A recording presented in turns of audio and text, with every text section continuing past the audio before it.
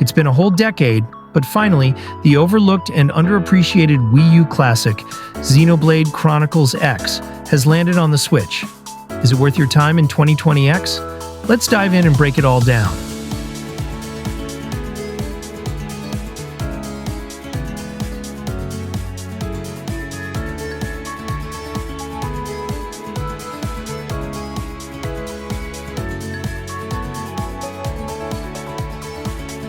Now, unlike Xenoblade Chronicles 1, 2, and 3, this game stands apart. It's more like Xenogears in spirit, but also a completely unique beast. What makes it so different? Well, first and foremost, mechs. Or should I say, skells? Yeah, we'll get into that weird name choice later. Mira, the world of Xenoblade Chronicles X is massive, like legitimately one of the biggest open worlds in any RPG. You start out on foot, and let me tell you, it's daunting.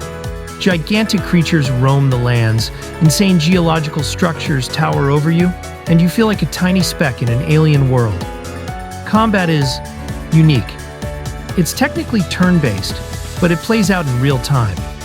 You have auto attacks for both melee and ranged weapons, and then there are auras, powerful abilities with cooldowns.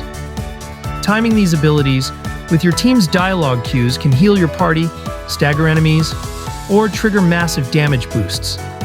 And beware, Mira is not a friendly place.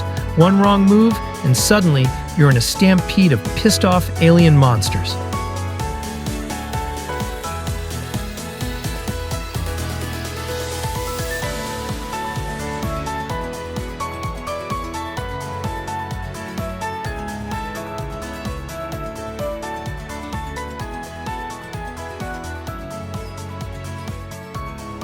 Let's talk story.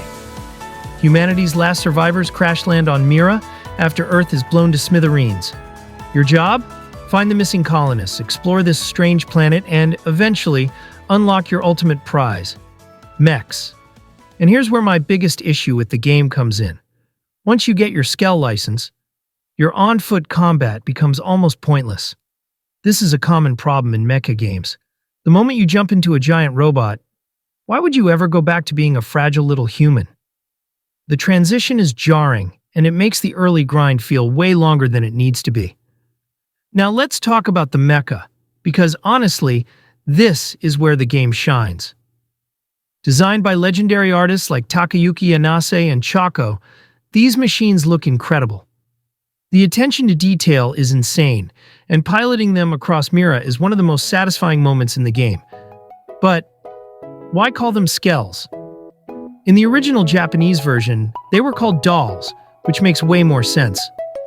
This name change still bugs me to this day.